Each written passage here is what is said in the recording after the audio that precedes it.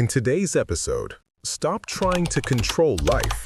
The secret to a peaceful life is simpler than you think. We'll explore ways to bring more clarity, calm, and mindfulness into your day. If you enjoy this video, don't forget to give it a thumbs up and hit that subscribe button so you won't miss any of the inspiring stories and wisdom we'll share next. Have you ever noticed that the harder you try to control everything, the more life seems to slip through your fingers?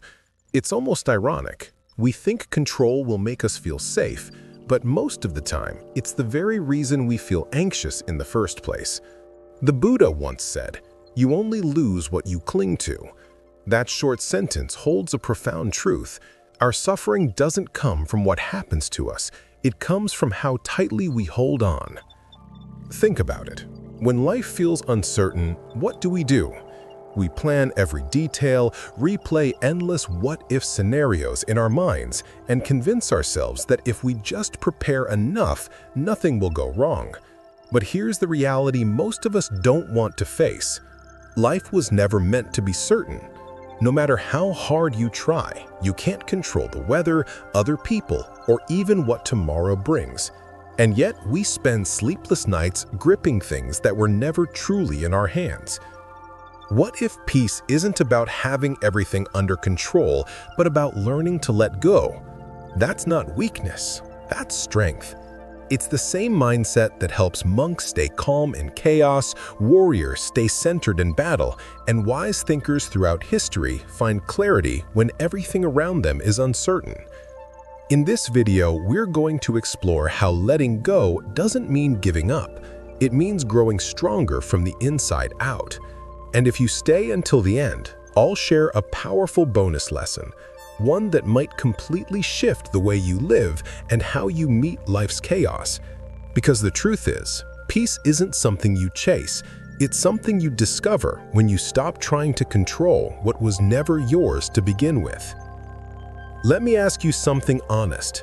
How often has your pain come not from what happened, but from your fight against it? Think about that. A breakup, a job loss, a harsh word. The event itself hurts, yes, but the real suffering often comes from the desperate need to control what we simply cannot. We replay it again and again, trying to rewrite the past or predict every possible future as if control could save us. But it never does. There's an old saying in Zen, "Let go or be dragged." Picture yourself holding a burning coal in your hand.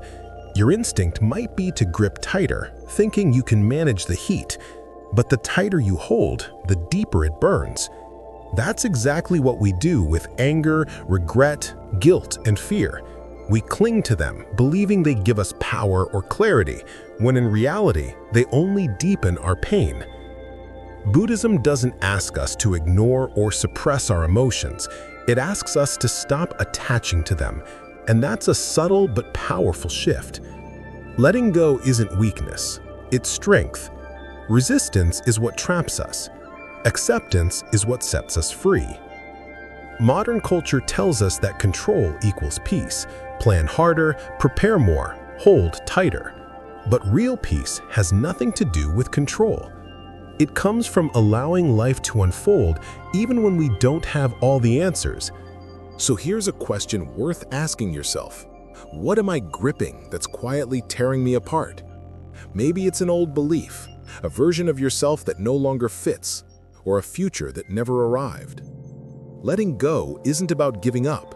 It's about rising above the need to control and learning to stand calmly in the middle of life's storm. Have you ever watched a storm roll across the sky?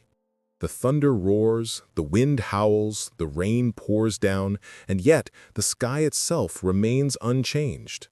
It doesn't fight the storm. It doesn't try to push it away. It simply holds space for it to pass.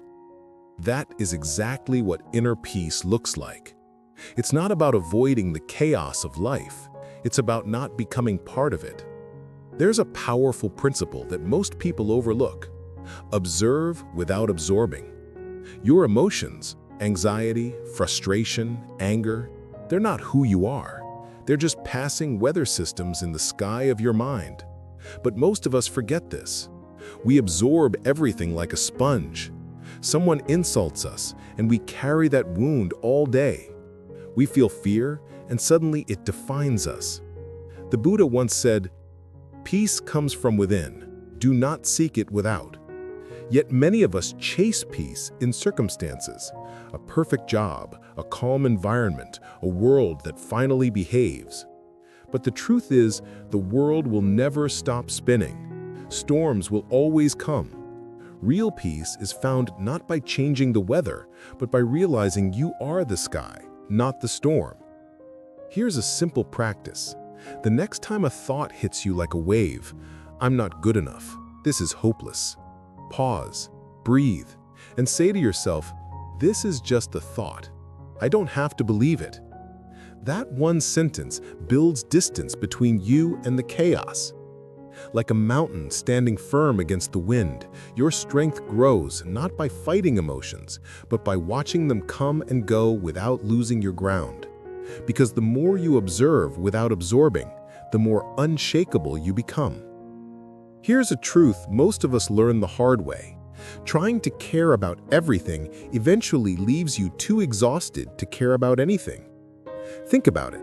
How many times have you stretched yourself thin, worrying about everyone's problems, trying to fix every situation, saying yes when your soul screamed no, only to feel empty inside?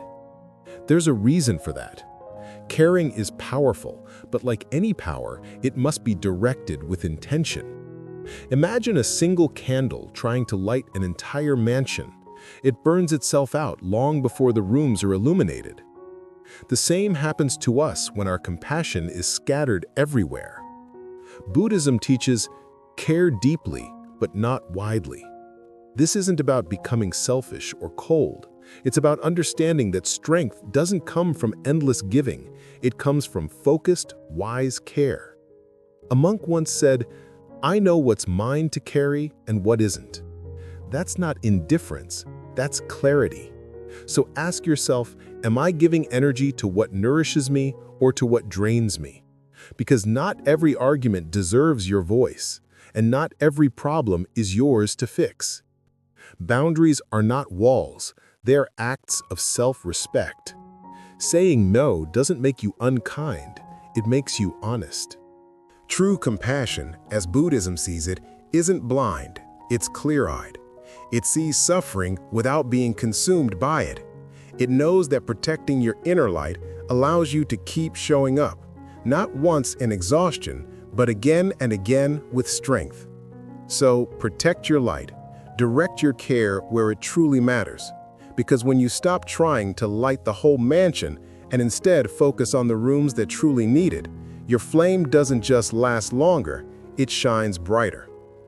So much of the heaviness we carry in life isn't from the weight of reality, it's from the weight of our clinging. We cling to goals, identities, relationships, versions of the future we thought were guaranteed. And the tighter we hold, the more we suffer. Buddhism teaches that attachment is the root of all suffering. But here's the part most people misunderstand. Non-attachment doesn't mean you stop caring. It doesn't mean indifference. It means trust and surrender with strength. Think of a leaf floating down a river. It doesn't fight the current. It doesn't demand the water flow in a certain direction. It simply trusts the movement and flows.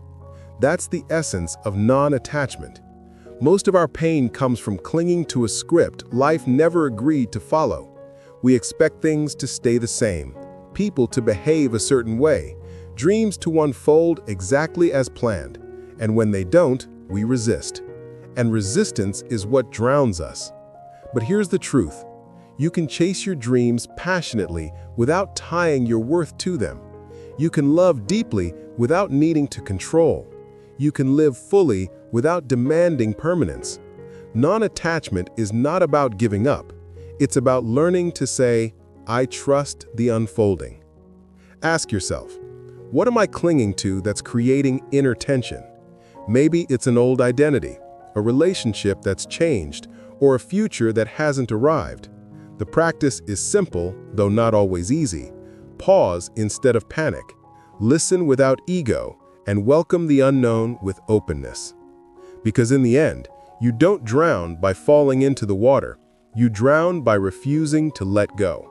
And when you finally loosen your grip, you don't lose control, you gain freedom. Between what happens to you and how you respond, there's a tiny gap. And that small space is where your calm, your wisdom, and your power truly live. But most people rush right past it. Something triggers us, a rude comment, bad news, unexpected change, and before we even realize it, we've already reacted. And often, those impulsive reactions leave us with regret. Think of your mind like a lake. When the water is still, it reflects the world around it clearly. But when it's stirred and chaotic, the reflection distorts. Our minds work the same way. When we react instantly, driven by ego and emotion, we distort reality. We say things we don't mean, make choices we later question. But when we pause, breathe, and allow the water to settle, we see clearly and act wisely. The Buddha taught, do not let the behavior of others steal your peace. Reaction is fast, emotional, and ego-driven, and it almost always leads to pain. Response, on the other hand, is grounded, thoughtful, and aware, and it leads to peace. There's a story of a monk who walked calmly through a noisy, chaotic market. People shouted, merchants argued, yet he remained centered. Why? Because his peace wasn't at the mercy of the noise outside. It was anchored within. That is real strength, not controlling the world around you, but mastering the world within you.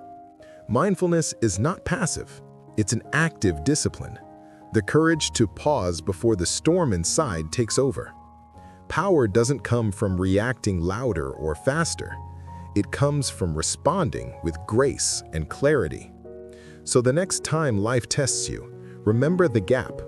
In that brief pause lies the power to choose peace over chaos. And that choice, repeated again and again, is how we transform our lives. There's one final truth that ties everything we've explored together. Peace is never hiding in the past, and it's not waiting for you in the future. It's right here, in this very moment. But most of us spend our lives everywhere except the present. Our minds replay old mistakes or dwell on regrets we can't change. Or they leap ahead into imagined futures, weaving stories of fear, worry, and what if.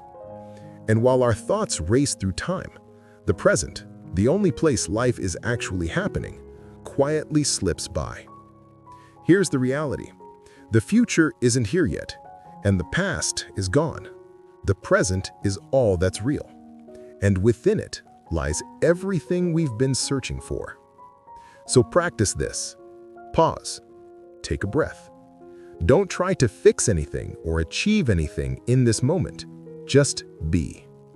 Notice the warmth of your coffee. Feel the breeze against your skin. Hear the subtle rhythm of your breath. These small, seemingly ordinary moments are where peace lives. And it's been there all along, waiting for you to notice. Living in the present doesn't mean abandoning your goals or ignoring your responsibilities. It means showing up fully for the life unfolding right now, even as you move toward what's next. Because the truth is, the present is the only place you can actually live, grow, love, or change anything. There's a profound insight worth remembering. True peace begins the moment you stop needing life to be different. So stop chasing peace as if it's somewhere else. It's not waiting for you in a better job, a different relationship, or a future version of yourself. It's here. It's now. And the more you return to this moment, the more you realize this is where real freedom has always been. If there's one thing I hope you take away from this journey, it's this. Inner peace isn't something you stumble upon by accident. It's something you cultivate, moment by moment, choice by choice. And the path is simpler than most people think. It's about learning to let go of what was never yours to control. It's about observing without absorbing, allowing life's storms to pass through you without shaking your core. It's about caring wisely, protecting your light, instead of burning it out trying to save every flicker around you. It's about practicing non-attachment, chasing your dreams, and loving deeply without chaining your worth to the outcome. And it's about responding mindfully, creating space between stimulus and action, so your choices reflect your highest self, not your passing emotions. When you weave these practices into your daily life, something extraordinary happens. Your mind stops being a battlefield and becomes a sanctuary. You become steady, even when life is not. Calm, even in the middle of chaos. Because peace is not a faraway destination you'll someday arrive at. It's the way home. It's not hidden in some perfect future or buried in your past.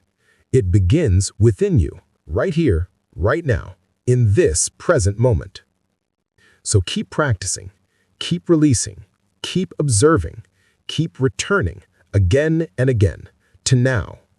Because that's where real freedom has always lived, not in controlling life, but in flowing with it.